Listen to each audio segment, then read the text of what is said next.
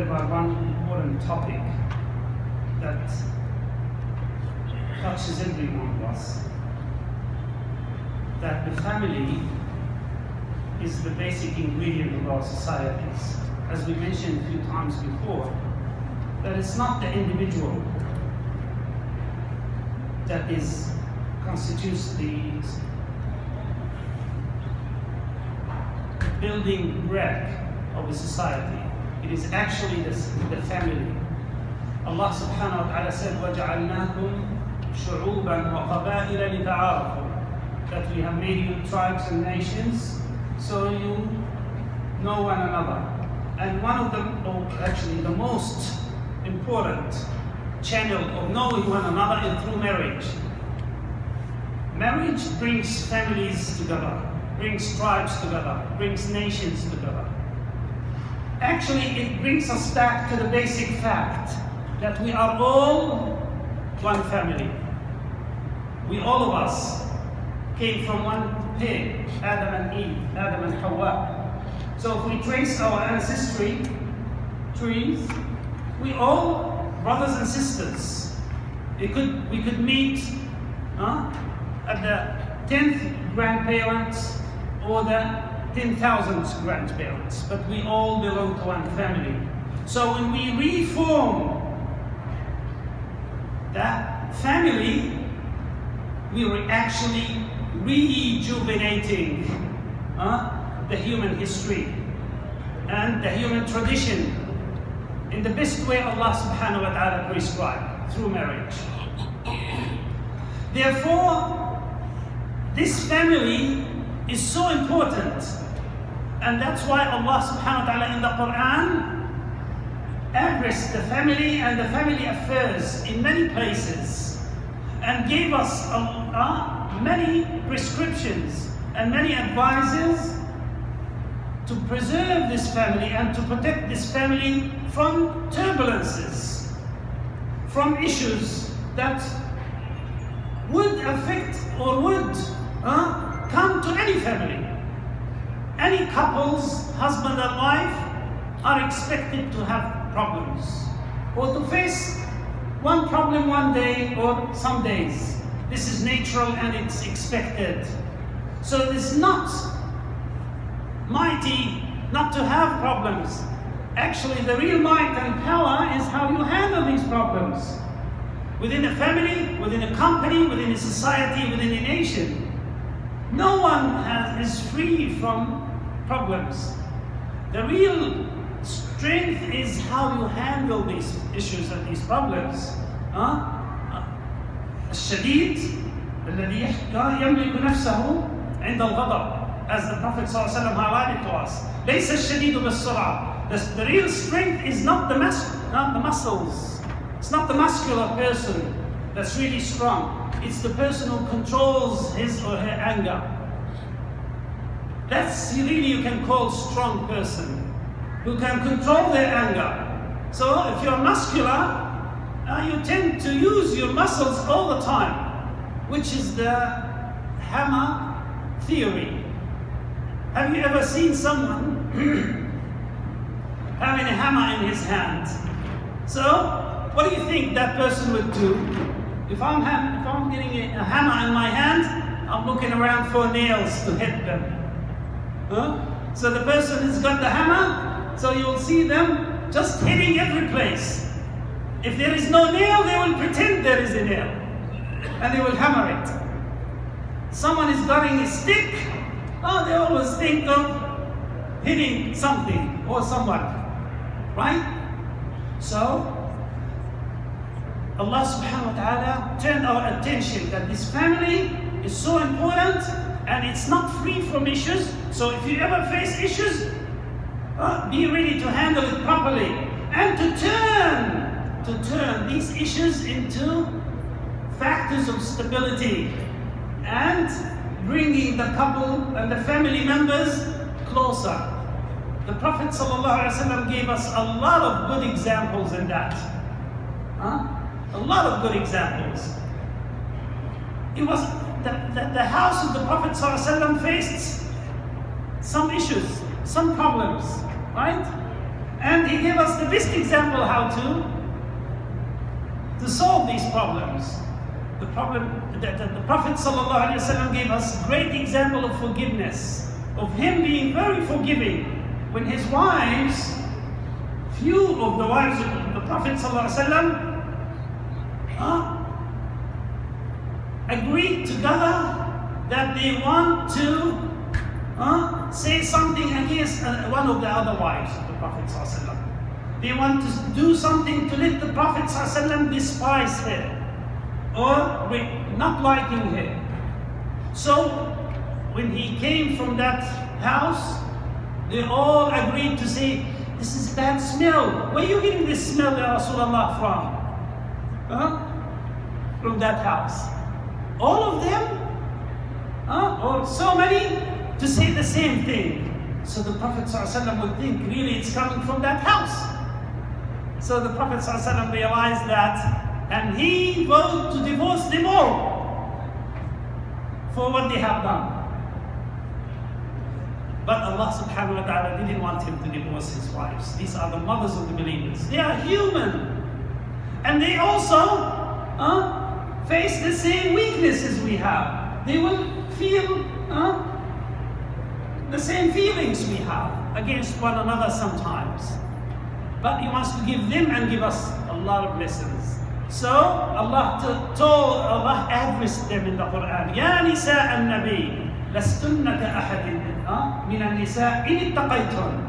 You are not like any other women. If you fear Allah and if you bear in mind these rules, you will be the best.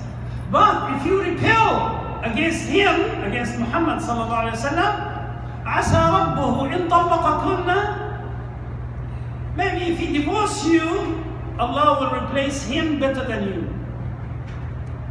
يبدله خيرا منكن. And he then said, مؤمنات قانتات تائبات. Keeps giving the virtues of the believing women, not only the mothers of the believers. Muslimat, mu'minat, qanitat. They're believing, they're honest, they're strong, and so on and so forth. The Prophet ﷺ accepted them all. When he gave him the choice, he gave him the choice. Do you want to stay with me? This is the life. I have no more to spend on you. Whatever I have, I share with you. If you want more, I'll let you go free and I'll divorce you and you can have your life.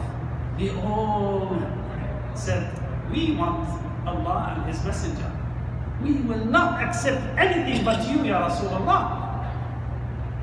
The Prophet ﷺ was a loving father. His home was a home of tranquility and peace. He never shouts and he never hits. In fact, he's doing the opposite. It was narrated that whenever Fatima, his daughter, comes home or comes to see him, the Prophet ﷺ will hug her and kiss her and seat her next to him. Marhaban bin Nabi. Welcome, my beloved daughter, Fatima, radiallahu anha. The Prophet ﷺ, sometimes when he's invited to some food, whatever, he would ask permission to send some food to Fatima, to his daughter. Not only Fatima, but also Khadija, his wife. Even after Khadija's death, after she passed away, the Prophet ﷺ would slaughter a sheep or something. He would make a portion for the friends of Khadija to give them as gifts. Always he would visit these friends of Khadija, he would send gifts to them to the extent that Aisha believes she's the most beloved to the Prophet ﷺ. There is no doubt, right? But this is after Khadija. After Khadija. She felt no one would ever share the heart of the Prophet ﷺ. So when she seen what the Prophet ﷺ did with Khadija's friend, she said, Khadija is dead. I have never seen you but mentioning Khadija, Allah gave you better than Khadija. The Prophet ﷺ said, La wallah, no, by Allah, Allah did not give me any better than Khadija. No, no one is better than Khadija. No. Yes, Khadija has passed away, but Khadija was my best companion. Of course. The Prophet ﷺ also in his home gave us the example of how the husband should behave at home. To be nice to the family, to share what they're doing, to do what they're doing. When Aisha radiallahu anha was asked, what would the Prophet ﷺ do at home? She would say, كان في عمل أهله. He would do what we are doing. They're cooking, he will help them cook. They're cleaning, he will help them clean. Whatever they're doing, he will have a hand. He will do what they're doing. He will clean his clothing, he will fix it, he will wash, he will do whatever is possible to help at home. And this is the work of every good man, to help the family at home. And to be like a friend, as Umar radiallahu anhu said, be to your family like a friend, like a young kid to your wives, and the wife to the husband as well. So, you are easygoing person, friendly, laughing, loving. That's how you be at home. Umar is giving us these examples. Umar, the head of the state. Umar, Amir al-Mu'mineen. When you mention the name of Umar, some people will tremble. But Umar is saying that. Remember, she's the mother of your children. She's the one that preserves your secrets. This our wives. She's the one who cares for your honor and your money. This is your wives. The pillars of stable family. It's both sides. It's the husband and wife. Allah subhanahu wa ta'ala says, وَلَهُنَّ مِثْلُ الَّذِي عَلَيْهِنَّ بِالْمَعْرُوفِ. They have an equivalence of their duties, their rights. They have of rights equivalent to their responsibilities. So, it's not like the wife always have responsibilities and the man is the lazy king, sitting doing nothing, have no responsibilities. Not at all. Absolutely not. You need to listen to your wives, the nature of the woman that she wants to share. And this is not bad. If you noticed that your wives, your moms, your daughters will talk to you a lot, to the extent that the lady coming to the doctor and telling him, my husband doesn't talk at all. So after he questioned her, he said, okay, why don't you keep quiet for a little bit so he can talk? You don't give him even a chance to talk. So by nature, our sisters like to share. They're so generous. It's not against them. They're so kind. The Prophet ﷺ said, خُلِقْنَا مِنْ ضِلْعٍ. They were created from a rib, bone. And that is curved. And it's most curved at the top. Right? وَأَعْوَجُ مَا فِيهِ عَلَىٰ. You know what the scholars elaborated in that? That's their humble and mercy and emotions, that they are so abundant, overloaded with these. Our sisters, the ladies, the females are overloaded with emotions, with love. And that's why when they hug their children, they lean towards their children. And that's where they are curved at the top. Right? So they are actually showering them with love and emotions. That's why they are curved.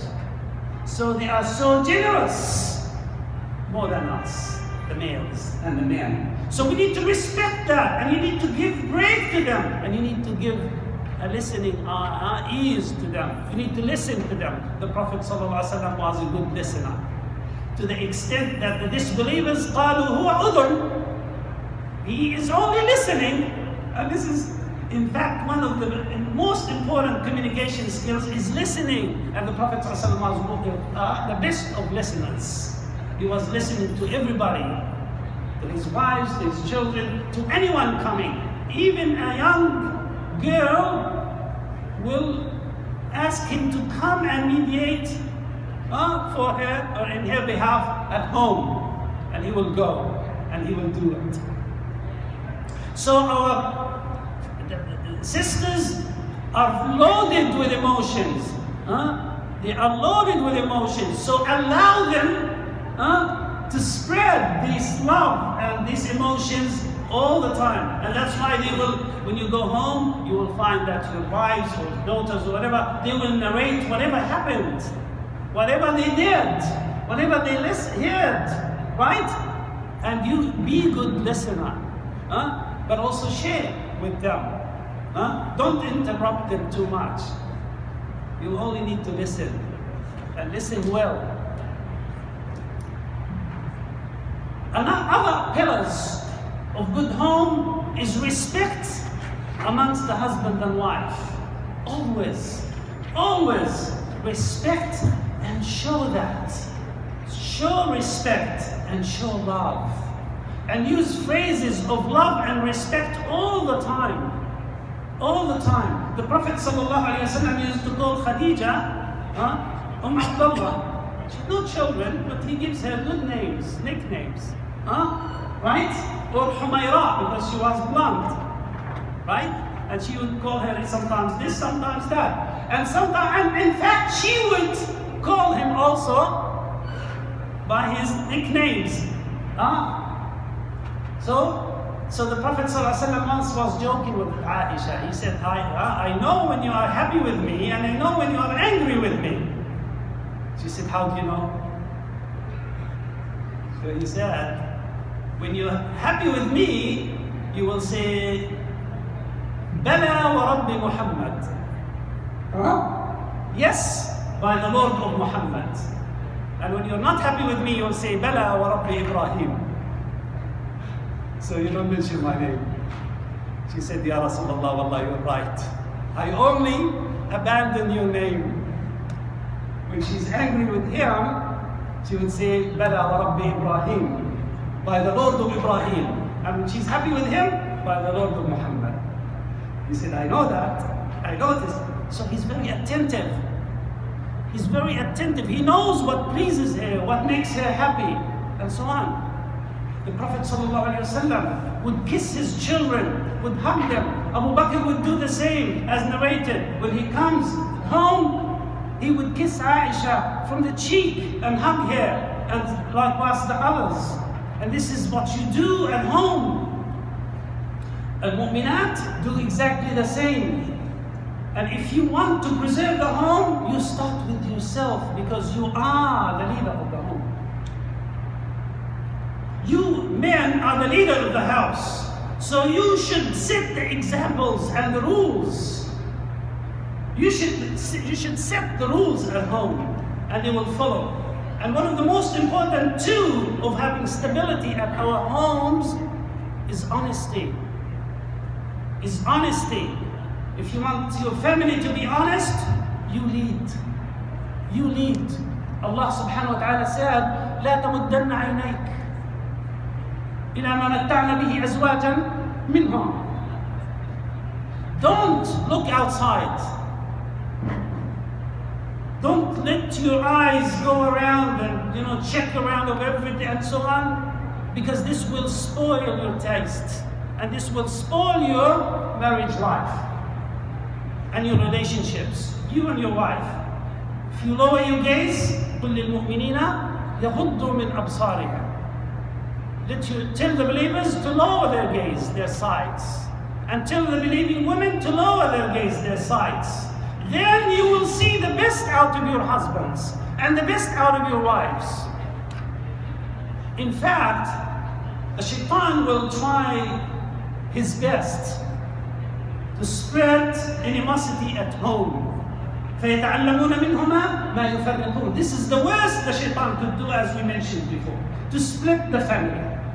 But let me tell you something about the secrets, one of the secrets of the homes. At home, we come closer, right? We become very close. Husband and wife, with the children as well. We become very close. And if you think, when you come close and look, if you think of a TV screen, right? And you come very close and look at the screen, it's not going to be as nice as when you look from far away, right? Because the closer you come, the more you see the little dots and pixels. So the nice image on the screen that you can see from 3 meters away, it's not going to be as neat as clean, right? It's going to be mainly dots. Nowadays you have high definitions, but still, at the end, it consists of more dots and pixels, right? No matter how small these pixels, they're still pixels. The closer you get, you will see pixels, you don't see the image as nice, you think. If we think of the same at home you get too close. So sometimes you think when you go outside and see the images outside, you think, beautiful images, but because you see them at distance. Because you're looking at distance, the image looks nice. So you don't know if you come close what you're going to see behind the makeups and behind all of that. Whether it's in the TV, whether it's in the internet or whatever, that's a different story. At home, you're too close. So, in fact, getting too close is not bad. You know more about one another. That should bring you together. What you know and what you see. So, we should remember that. We should be keen. So what we learned today is everyone has a role to make this family stable and strong. Everyone should look for the best out of his or her partner, out of the wife, out of the husband. To conclude, the Prophet ﷺ said, لا يفرق مؤمن مؤمنا إذا كره منها خلق أعجبه خلق آخر ولا تفرق مؤمنة مؤمنا إذا كرهت منه خلقا أعجبها خلق آخر. Let not a believing man hate his wife because of one manner. If he hates one, he will find many other good things.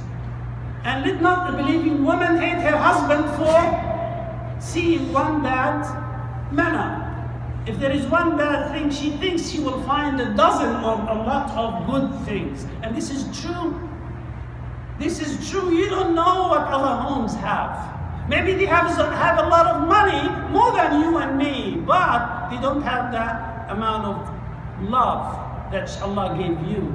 They don't have the same loving children and wife or husband that you have. Allah apportioned that to everyone. Look for it. Dig for that, and you will find it.